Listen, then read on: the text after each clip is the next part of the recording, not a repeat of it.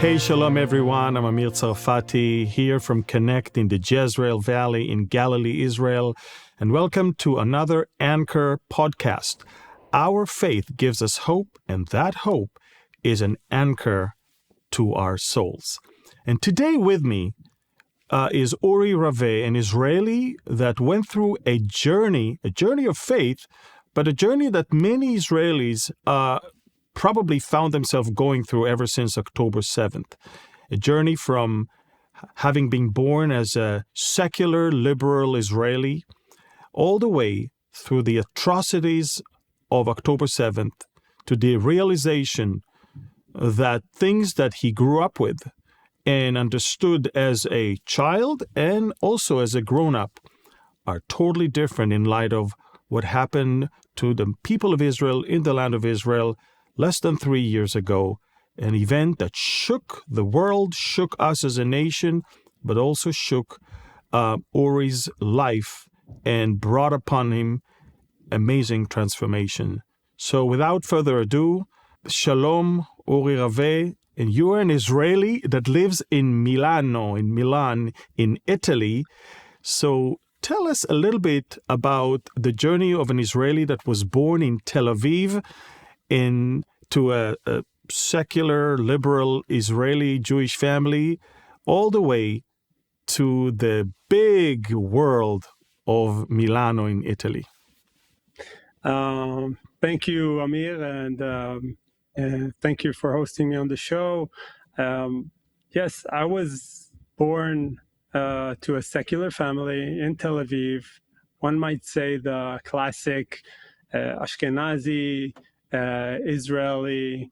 My parents grew up in Haifa, voted labor practically all their lives, moved to Tel Aviv where I was born, and my life was completely inside what I now see as the bubble of the central Gush Dan, Tel Aviv bubble, the center of Israel where secular, being a secular Jew is the norm, where a lot of things that I now see as part of really being a part of the Jewish people were not exactly mainstream.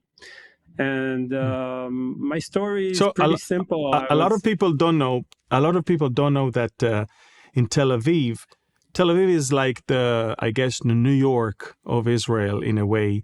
Mm-hmm. It's like if you want to be a person of the whole world, of the globe, then this is where you want to live. It's a city that is a little bit kind of disconnected. They say that in Jerusalem you pray, and in Tel Aviv you play.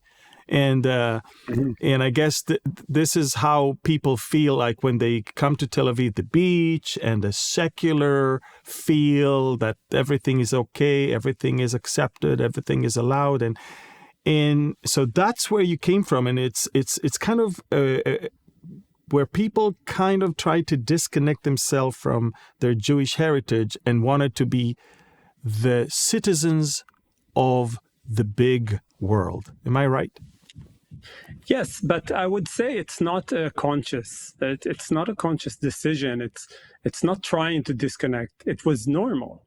The normal life of a secular Jew in Tel Aviv is that you are part of a global Western world, that we are, okay, we're in the Middle East, we have wars and everything, but we are part of the Western world. And that's completely where our natural position should be. And that part, being that part of the Western world, means being secular, means being adopt certain viewpoints about political viewpoints. Now I see them as completely globalist. I wouldn't say woke at the time; it was not a word, but there were definitely progressive worldviews that were the norm, and they still are the norm in Tel Aviv. Now, I moved to Italy when I was 21. I I served in the military. Then I went abroad to study architecture. I moved to Milan. I was a young person here. I studied architecture in Milano. I met my wife, and I became that citizen of the world that seemed completely natural to me. And my understanding of that impossibility of being that person or citizen of the world came much later. And especially it dawned on me, especially after October 7th, with the explosion of anti-Semitism in the world, etc. But we'll get to that. What I'm saying is that when I was in Israel, I was a normal Israeli. That's how I perceive myself. I wasn't trying to disconnect from myself from any Jewish heritage. It was just the norm. Yeah. So you have a vintage point of both an Israeli that understands the situation in Israel, that understands the complexity of things here in the Middle East, but also as a European citizen, not just a visitor, not a tourist, but a citizen, someone who lives there, who works there, who got married there, who's raising his family there. And so you have a very unique perspective because you can see both angles at the same time. And I guess what you were trying to say is that in the beginning, everything fits great. I mean, whatever you grew up with is found its natural continuity in that place where you moved into. But then, of course, your eyes were open to understand that maybe you thought you were the citizens of the world and that being a Jew was not as important and will never be held against you in a way. But I guess reality hit you pretty bad or pretty hard. Am I right? Yes, definitely. Okay, we can talk about October 7th and that real realization. Absolutely, but, we're going there. I think it started before. Look, when we grew up, we had this in Israel. It was always this theological kind of question: how was the Shoah possible? How was the Holocaust possible? And it was some sort of question that had no answer. Well, after October 7th, I think I received my answer loud and clear. Being here and understanding, how the population here reacted after October 7th, right when we thought they would come and understand us. And what we got was the exact opposite. But even before that, I think I started to realize that even though I was a secular Jew, when you look at me, I don't think you can tell I'm a Jew. Okay, I don't wear a kippah. I don't practice. I speak perfect Italian. I'm pretty good at languages, even though now I might be faltering with my English. But you don't see it on me.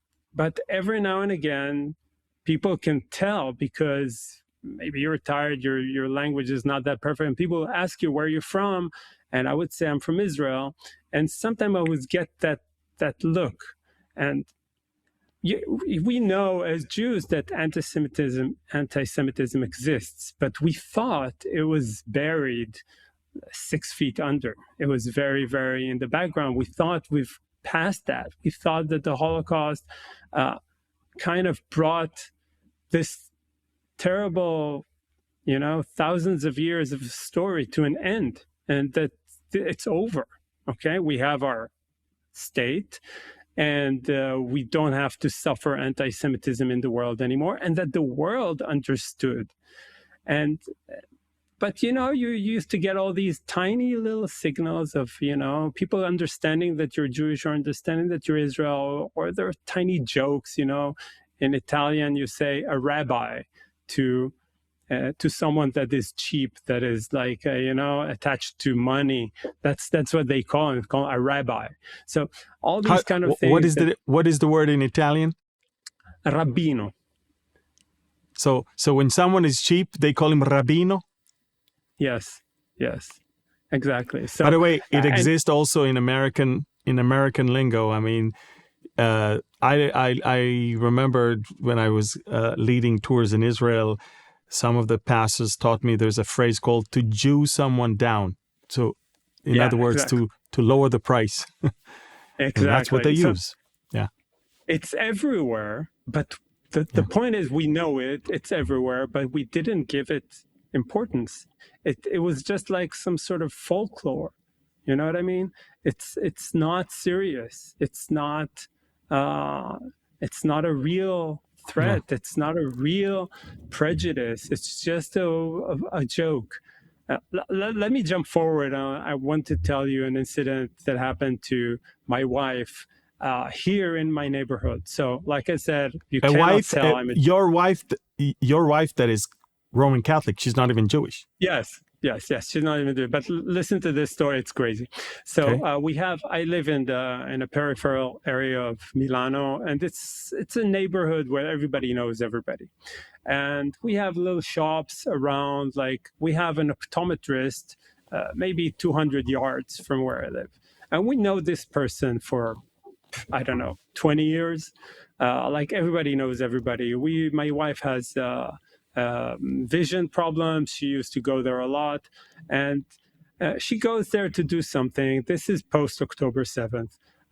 She goes there to do something, and it's only her and this optometrist. I'm talking about the person that's completely an educated business person that has his own business, perfect service, splendid person. Like you couldn't say anything. And she's talking to him about whatever, and the conversation goes to people complain about politics, whatever, and then he starts saying stuff like about the pharmaceutical, the pharma, big pharma is controlling everything, and then he puts this word about and it's all in the hands of the Jews, and she's like, okay. It's like it's the classic big pharma. Jews are successful, so they control everything, right? A big farm is in the hand of the Jews, and then he puts this. This is the top. It's only him and her, and he tells her, maybe I shouldn't say this, but Hitler was right. Wow. So, Wow. imagine this. He knows me. He doesn't know I'm Jewish. He knows her for years, and post October 7th, people started feeling it's okay to say that stuff. Before October 7th, he would have never said it. But since he's been poisoned, I see it as if that anti-Semitism that I said we thought was buried 6 feet under, it was actually only 1 millimeter beneath the surface, and all it needed is a little bit of water and somebody to make it sprout again. And it's there inside people. And what happened is look, I'm here, I don't watch TV, but if I watch TV and the news is on, ever since October 7th, there has not been a single day that the news didn't speak about Gaza. Every single day for more than 1,000 days. Now you can imagine what they're saying is because nobody talks about October 7th. That was one day. Now it's 1,000 days of genocide and famine and starvation and Israel bombarding.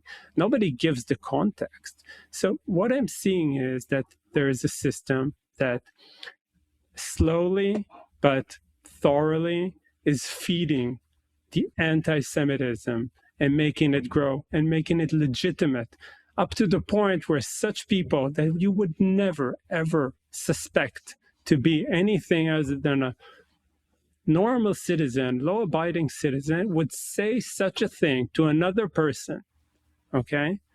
That's the story we're dealing with. And That's unbelievable. It's unbelievable. Yeah. When something like this happens to you, all the masks are off. You really realize what you're dealing with. Yeah. So where did October 7th catch you? Where were you? Obviously Saturday morning, obviously an hour early, you're an hour earlier in Milano. An hour, And earlier. Yes, it was 5 in the yes, morning. Look, I was exactly. here in Milano. The context is I work for an Israeli company. I used to work for an Israeli company for 15 years, global company doing e-commerce. So I was constantly working also on Saturdays, on weekends, a daily contact with Israel. And but I don't remember exactly when I understood something really serious happened, maybe 8 in the morning. And then it was just a continuous uh, unfolding of horrors. But in the beginning, it was not even the horrors. You would see, I don't know, the guys on the Jeep in Sderot. You would see that kind of videos, and understanding something major is happening without understanding what it was. That evening, me and my wife, we had dinner with friends. We didn't cancel. We went out to dinner, and I think when we were there, right 2 hours before that, I started realizing the magnitude. And at that point, we were talking only about 200 dead people. That was in the evening. So the scale was completely unknown. Now, after that, it was, I think, like everybody, a terrible 2 weeks of shock and trying to grapple with what's going on and understanding what's going on and what went wrong. And like any Israeli across the world, I don't think my experience was different. What I did do, and maybe this is how we got to know each other, what I did do, since I was abroad, I couldn't go to Israel to fight. It's not something I could have done. I felt I needed to do something, to share something, and I'm not a very social media person, but I opened an X account, a Twitter account called Hamas Atrocities. And I started publishing all the videos that I found on Telegram. And Yeah. I'm not the And only I person want to that. say, I want to say that you did an excellent job. Quite a few times, I actually kind of shared and forwarded Mhm. and retweeted that as well. You caught my attention, and I honestly, I kind of, I was wondering at what point they're going to suspend your account, because They just they did. can't handle the truth. It's too much. It's too. Yeah. I mean, they don't mind echoing horrific things that are said about us, but when you put that mirror, you don't even say something against him. All you do is show them a video of them doing those things. Mm-hmm. That is too much for them. And I Yeah. guess there was mass reporting that caused X to, Yeah. I guess, Currently, pull down. my account is suspended after 4 or 5 days ago. My account was suspended due to a mass reporting of my profile image. By the way, for years I had the profile image as the image of the hostages posters, and once all the hostages came back, I felt I could change it to something different, and it was a difficult choice. One image was removed, and I chose another image where I tried to follow X's media policy, but I guess it wasn't enough. And now I was mass reported again, and my account is suspended. And this week, I'm going to sue X to have my account back. I reached 189,000 followers. Jeff Bezos is a follower. Just to do a name drop here, it's been. I'm actually quite surprised I wasn't banned before. I Yeah, think that's what I yeah, meant. When I saw the yeah. content, I thought, man, this guy's giving them. So just for the sake of everybody's understanding, and by the way, we're going to put here in the lower third a screenshot of what your X account is, and so people can actually maybe also write to X and ask that they will restore it. But basically, what you decided to do is not to sit and do nothing. Mm-hmm. Is to at least show the world what really happened, because the world is not informed. The problem is that, I mean, I see protests, and when reporters come to those protesters and ask them, so how did it all start? They have no clue that there was an October 7th. They believe that October 7th is related to Israel invading Gaza, not to anything that happened between Hamas and Israel, that Hamas invaded Israel. That's actually how it all started. I think they don't know that. I think they don't understand that. If you remove names and you just told them what was done without telling who did what, who did to whom, okay? If you just told them what happened, they would all root for Israel and against Hamas. But the minute they understand that it's Hamas that did that to Israel, suddenly it's okay. But again, I'm a big fan of your courage. Now, so here you are, October 7th happened, you understand the magnitude of the event.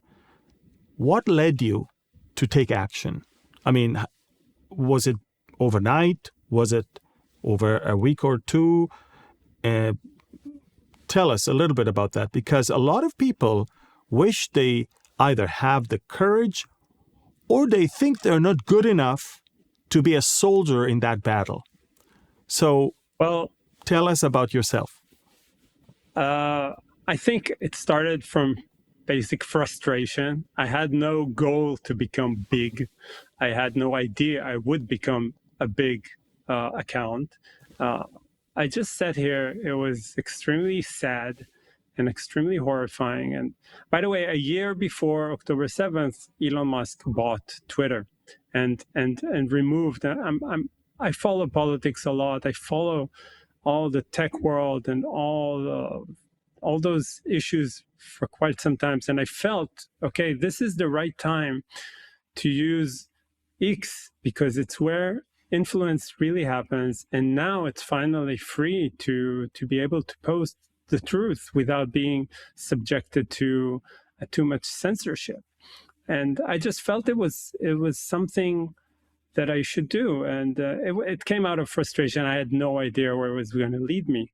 By the way, but I did take a conscious decision. Look, I'm an Israeli. I live in Italy, and I work for an Israeli company. But then I decided to do something in English. And I've always been, on this situation where I don't know which one is my language. My language, if I'm going social, do I talk in Hebrew? Do I talk in Italian? Do I talk in English? Who do I want to reach? And at this point, when I decided to do this, I said, okay, this is too important. This needs to reach as many people as possible. I'll open another account. I have another X account that I haven't opened for, I don't know, more than 2.5 years, but I opened a dedicated X account for this. And I said, look, I'm not the only one who shared those videos and that content, but I think I'm maybe the only one that opened a dedicated account for it. And maybe that was part of the success, because I became the authority where people would go to show that kind of content. Again, I'm not the only one. I'm not even the biggest one, but I'm the one that's dedicated especially to that. And that's and by the way, where did you find your content? Look, I was hungry for content. I just went on Telegram, and slowly but surely, I started finding all these channels, mainly Arab channels, by the way. Most like the first. It's funny because they say it never happened, but they were so proud to document everything they did. And by the way, if you go on Telegram, there is still I don't remember exactly the name because it's banned in Europe now, which is ironic. But there is a Hamas channel, Hamas war videos. It's like, I don't know, 20,000 followers, and that's where they put all those videos out. And now in Europe, you cannot watch it. Now, why would you ban that? Because you want people to not be radicalized. Believe me, people will be radicalized by themselves in the mosque. They don't need this channel to be radicalized. I think we shouldn't ban that content. I think people should be able to see it because, as you said, people don't know what happened. And even though Hamas did it and tried to glorify it by transmitting it to the entire world, and still people don't know. And now they can't know because I'm banned and Hamas channels are banned. It's like this, there's an attempt to control what Correct. people know and don't know. And I honestly don't trust anymore those people who try to control what you know and you don't know. Anyway, going back to my journey, I started publishing. I was a very small account, and there was a Canadian journalist that started sharing my videos, and then it just started to blow up. And I found myself. By the way, I specifically made this an anonymous account. It wasn't about me. And it's still not about me. I'm not a very public. I'm not a public figure. I'm probably not in my DNA. But it was not about me. It was about really focusing on what happened. And then I started also writing. It was not just sharing videos, and also my viewpoints kind of got attention. And I made some conscious decisions. For example, one of the decisions I made was not to talk about Israeli politics. I have a lot to say about it, but I decided consciously to not use that account to talk about internal Israeli politics, because I understood there's a public that needs to know what's going on in the Israeli conflict in this world. It's not, I don't see it as just an Israeli-Palestinian conflict. It's a conflict of the Western world. People will not like me citing Bibi Netanyahu, but I believe that what he said in the UN is very right. It's not a battle between civilizations. It's a battle between civilization and barbarism. And this is what it is. And Israel is in the forefront of that battle. And we should show the world as much as we possibly can the nature of this conflict. And so I took it. It became a mission. It grew, and with it, my dealing with it while I was working, it never became a job. It was always a side hustle, I would say. That gave me a lot of meaning to being there and getting feedback and giving my viewpoint about what's going on. Yeah. So let's now concentrate on your journey from being a secular, globalist, liberal, Tel Aviv-born Israeli to where you are today. Because for the longest time, wherever I travel the world, I tell people that October 7th began an exodus of many Israelis from hedonism, materialism, and secularism towards the realization of their Jewish roots, their Jewish faith, their Jewish heritage. And part of it is getting close to understanding that there is a God also, and that is, it's a bigger picture than only few people came to dry out the swamps, and there you go, there's a state. So tell us your journey from having been, that liberal, secular Israeli and tell us where you're now, actually. And so why don't we start with that? Where are you now, and what was the journey? Okay. I don't know where I'm now. It's a journey. Look, I'm not a religious person. I don't practice. I don't keep Shabbat. A lot of things have not changed, but my journey is more of understanding my identity. And so that's where it starts, by the way. Yeah. I don't know where it would lead me, but I know that like I went to a Shabbat dinner with the Chabad here in Milano, and my mom was very worried, that I would, you know what Yeah. it is. It's like No, uh, I get it. the realization of that I am Jewish is regardless of me defining myself as a religious person, that it's part of what I am. And I think it's a very important thing because I don't want to get too much into politics, but what part I was speaking before, that we're in a part of a war between barbarism and civilization, and a part of that war is stripping you of your identity. And I think part of being secular and in some way minimizing more and more your being Jewish is part of you playing into that war on the wrong side of it. The progressivism is fills you with its ideas after it took from you your identity, and it creates a void, and that void is filled with those ideas. So I understood, and it took a while, I understood that I've been filled with these concepts my entire life, and that a lot of them are maybe worthy, but a lot of them are false and terrible. And like if you grow up on the left, it's all very righteous.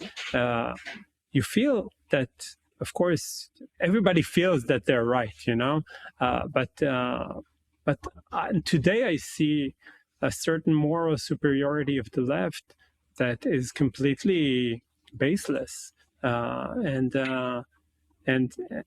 it's I don't know. It's difficult for me to put it in words, so I might be going all over the place. But for me, it was a journey of understanding that all those ideas that I grew up with were in part damaging, in part took away from me my identity, and I found my identity again. Now, again, I'm not religious, but I am Jewish, and Yeah. I when people personally, ask me, yeah. no, when people ask me after October 7th, when people ask, some people ask where you're from, and I was kind of hesitant to say I'm from Israel. Today, I'm proudly saying I'm from Israel, and we have nothing to be Yeah. ashamed of. It's the Yeah. other side I that think needs the to be enemy, ashamed of. that's one of the losses of the enemy on two levels. The enemy tried to, before October 7th, to steal our identity and to feed us with false hope that there can be peace only if we give up our identity. And that obviously blew up because the enemy cannot really provide that.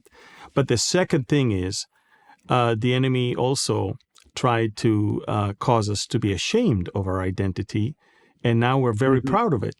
And if the enemy tried to delegitimize the presence of Jews in the land, now what it caused is such a wave of anti-Semitism across the globe. There's many more Jewish people that they never really thought that the day will come that they'll feel safer in Israel than where they are.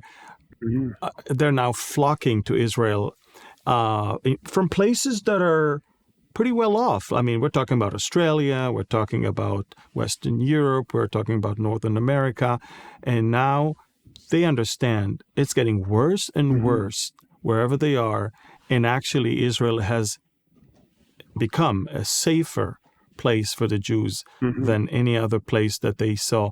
And so again, the enemy wanted to do one thing, but eventually it backfired on him, I believe, because all it caused is for Jewish people to reconnect with their Jewish heritage, to be proud of them being Jews, to search because I always tell people the first people that were murdered by Hamas,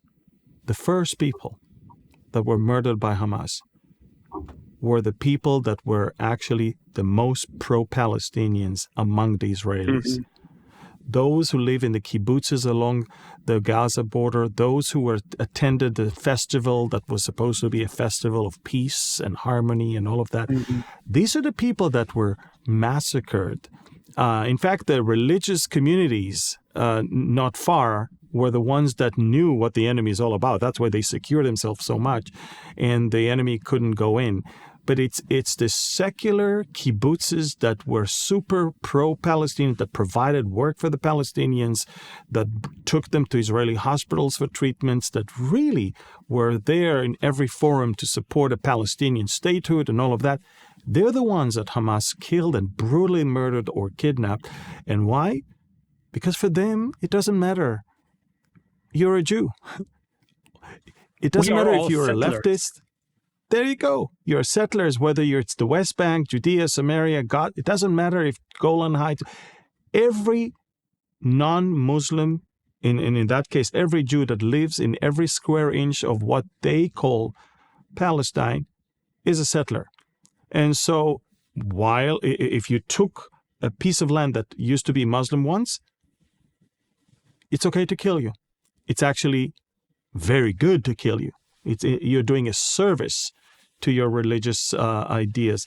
So it's very interesting to see that journey, Uri, that you took. And I will also tell you this. Look, I'm not a religious person.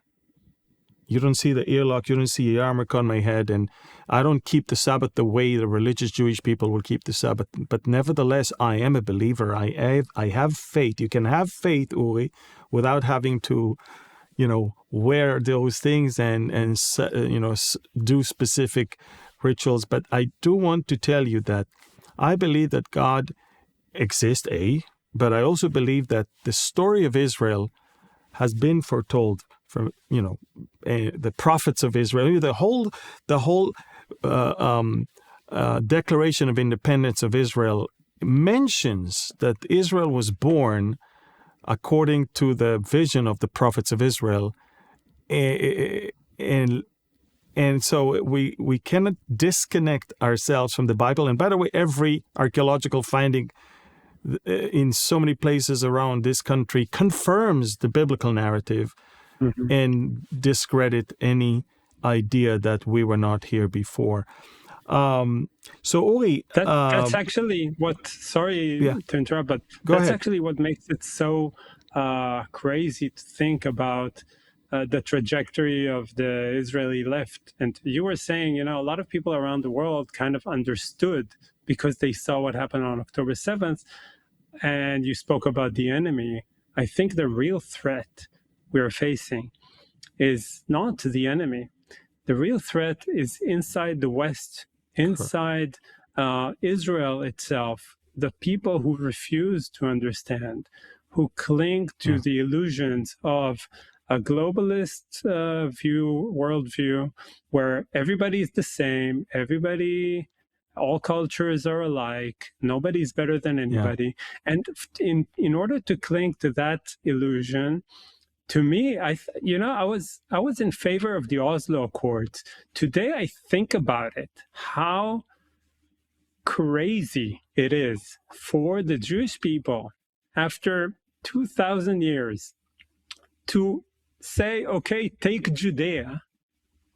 It's mind-boggling to me that we reached a point where and I personally believed it. I believed it because I thought, I'm a citizen of the world and there is a majority of Palestinians there, whatever that word means. There is a majority of Arabs there and they want a state. Of course, they want a state there just like us, they want. So let's give it to them. It's so crazy to me to think about me having believed this. But what's more devastating is to realize that a lot of people still believe that. A lot of people refuse to let go of the illusions. And I understand psychologically it's very difficult to, if you believed in something your entire life for 50 years, it is very difficult to say, I was wrong. Okay, I was wrong. I was dead wrong. And not only I was wrong, but what I believed in, what I promoted, actually brought death and destruction and sorrow and grief to generations of people, of my people. So a lot of these people actually prefer to cling to an illusion. They tell themselves these narratives that are completely disconnected from reality to justify them still believing, clinging to that illusion. And at that point, these people, it's very difficult to speak to them. They don't look at facts. They don't hear reason. And to me that voyage, October 7th was maybe the end of that journey. It started before that. It started, here in Europe. You grow up, you start to understand. I don't know. European Union is an undemocratic. I don't know. We want to get there, but there's so much things that you realize that you're part of a system that wants to erase your identity in order to transform you into something else. Exactly. And that something else is a globalist person without any connection to land, to nation, and that when you have nothing, when you have no nation, when you have no identity, then you will do anything. You will grab anything they feed you because you have a void. Let me tell you another small story, if I can. Right after October 7th, I was dinner, like Christmas dinner, towards Christmas, a lot of people do these gatherings here in Italy. And I met few friends it was December 2023. I met a few friends from university after not seeing them for many, many years. And one of them, about my age, was telling me he was so impressed about seeing young Israeli men fighting for their country and that he would never be able to do such a thing. So I said, hold on, what do you mean you would never be able to do such a thing? Would you not be able to pick up a rifle if your country, your being, your life would be threatened or in danger? And he said no. He simply said no. Right? He would never be able to pick up a weapon. And it astonished me because this person is pretty well off. He doesn't have children. He has a house with a pool. He's well off. And he would not protect it. And I think the reason for this is that people in the West, people in mainly in Europe, have been living in a certain bubble for 80 years, protected by NATO, that is invisible. You don't see NATO. And everything, all this wealth that you see around us is something that's being protected by men with guns. But these men with guns are invisible. Nobody has, they don't even have voluntary military here. They don't have anything. Everything is delegated to some external force. And they had this period where they spoke about needing a European military ever since the Russia-Ukraine war became a big thing. And people would, there was a guy that came to Milano to interview young people and ask them if they were in favor of having a European army. And everybody, yes, we're in favor of having a European army. The next question was, would you enroll to the army? Oh, no, I could never. So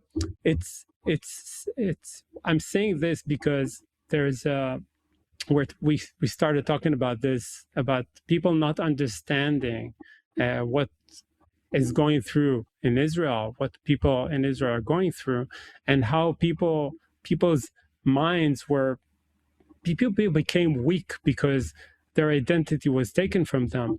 And here in Europe, you see it very, very strongly.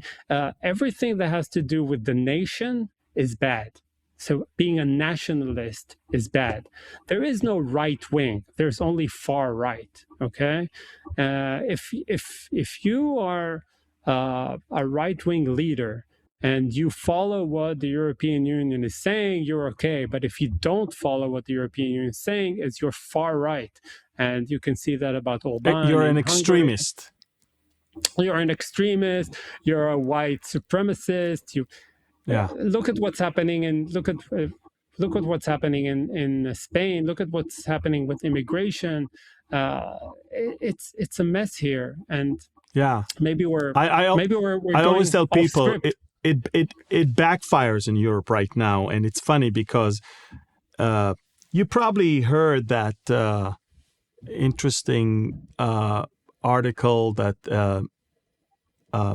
a journalist from Spain wrote about how Europe exchanged the Jewish people with a new population, and they exchanged a population that contributed, that assimilated, that was very, very much identifying Integrated. with that nation, and they exchange it with people that hate them, people that are a huge burden on their welfare system, and people that want to take over and turn it into something where they came from. It's very interesting to see that, but I honestly believe that Europe may be waking up right now. We see stuff in some parts of Europe, but it might be too late. That's the thing. It might be too late because these processes normally take many years. A change in a mindset of a whole generation has to, it takes time, and I don't think we have the time when the demographics don't give you time, and so it's very interesting to see what's going on in Europe. But those who wake up, then they stand with Israel. That's when they understand we were supporting the wrong side. Now we understand these people. We're facing exactly the same thing.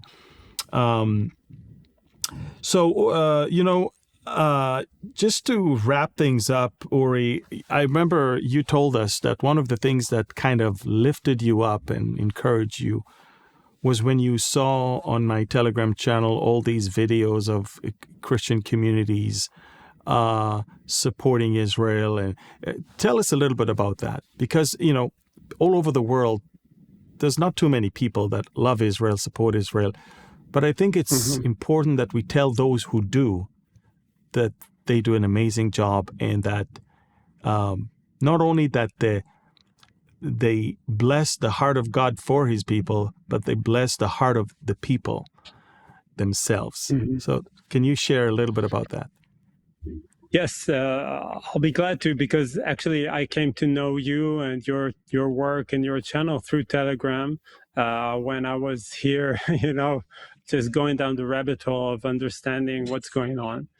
And I was here in Europe. We started having all those pro-Palestine rallies every Saturday, and we saw that around the world. We saw that in Sydney, Australia on October 8th. We saw Harvard on October 8th. We saw the UK, and every week all these this explosion of anti-Israel sentiment.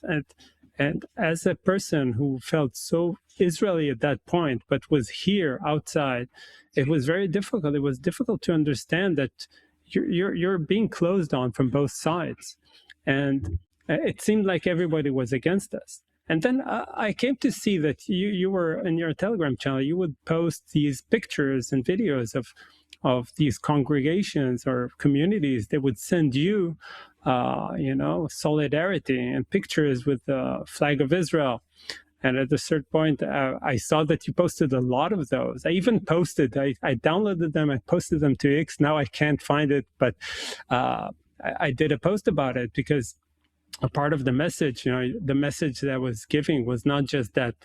The message cannot be just everybody's against us. That's not a good message. The message is also there's something else out there.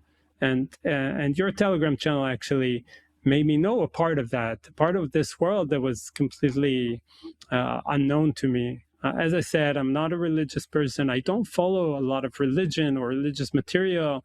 So it was very refreshing to see solidarity from Christians around the world to the Israeli cause, and that not everybody was against us. And that was a very positive moment in a moment of darkness.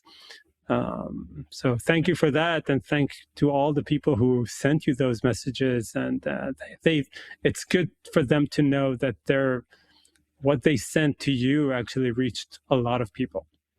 And Yeah.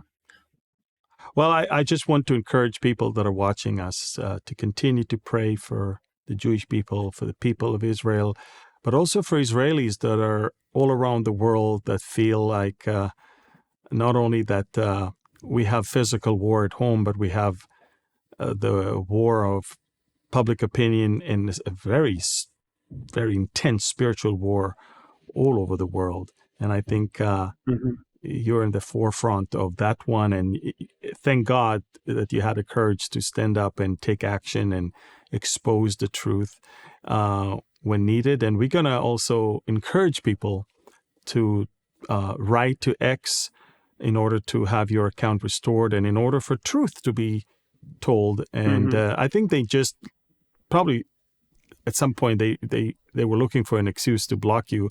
I mean, I can't believe they just blocked you just because of a profile photo. It just makes no sense. Exactly, when they know the importance of your content. So look, we shall see. And if I may add just a little bit of information, we shall see. I'm going to sue X to restore my account, and I'm working on it. And by the way, I have to say something. I became a little bit anti-fragile through these years. I grew a thick skin as you have to be in this world and being there and getting all the hate. And so I'm not backing down. I'm not going to stop. And I'm actually going to, once this account is restored, I'm going to double down. And one of the things I want to do, I'll probably do a GoFundMe, and I want to do an October 7th movie. The 47th movie of the horrors that is shown only to select journalists. You're talking about the 47 minutes. The 47 minutes video, yes. The official one that has never been released. At a certain point, I said to myself, I'm going to release it. I'm going to do my version. I'm going to do this. I'm not stopping. And none of us should be. And as you said, a lot of people still don't know because they're every day being fed with lies, and we need to keep doing what we're doing to let us spread know the truth. When you have it. Let us know, and we'll post it on Telegram. I guess Telegram will be the only platform where it can actually go uncensored. I also did something in collaboration with a few people called Unfiltered, October 7th Unfiltered. But you have a lot of material. That's actually was the core of your channel on X. And I would love to echo that on platforms where it's okay to show it. But again, Uri, I want to thank you for your courage. I want to thank you for standing up for the truth. I'm thankful to God that He brought you through a journey from having been lost in this progressive, liberal, globalist world to come to the understanding that you should be proud of your Jewish heritage. You're part of a nation that has an amazing history, and you should never be ashamed of it. And we'll continue to pray for your journey of faith. And again, I don't believe you need to become religious to be a man of faith. Not at all. But hey, say hello to your wife and to the rest of your family. And I hope that next time when I'm in Italy, I will be able to see you face to face and not break bread, break focaccia, and have cappuccino together. That will be wonderful. Thank you, Uri. Thank you, Uri. You have definitely opened the eyes, I guess, of so many people in the things that you've said. Again, we don't give up on Europe, but the Europeans should stand up and should understand that the Jewish people are not their enemy. Their enemies already within them, trying to kill them and steal their identity. And if anything, they should learn from the Jewish people to fight, to preserve the identity, and to understand that globalism was never something that could provide anything but being lost and not being found. And again, my prayer is that people will come to the understanding of their need for salvation and for redemption, but not through empty promises of the world and empty promises of some empty agreements and trusting the enemy and not trusting the one God, that He's the one who preserved our nation, and He's also the one that is protecting and preserving. In Hebrew we say, Ki lo yitosh Adonai amo v'nachlato lo yazov, for the Lord will not cast away His people, and He will never leave His inheritance. That's the word, that's the promise, and we're holding on to it. So thank you, Uri. God bless you, and we'll stay in touch. Thank you, Amir. Thank you, Amir. Thank you for having me. Okay. And thank you, everyone, for watching this Anchor podcast. It was a fascinating conversation with Uri Raveh. And please take action in helping him to restore his X account, and then follow him for fascinating information. Thank you. God bless you, and shalom.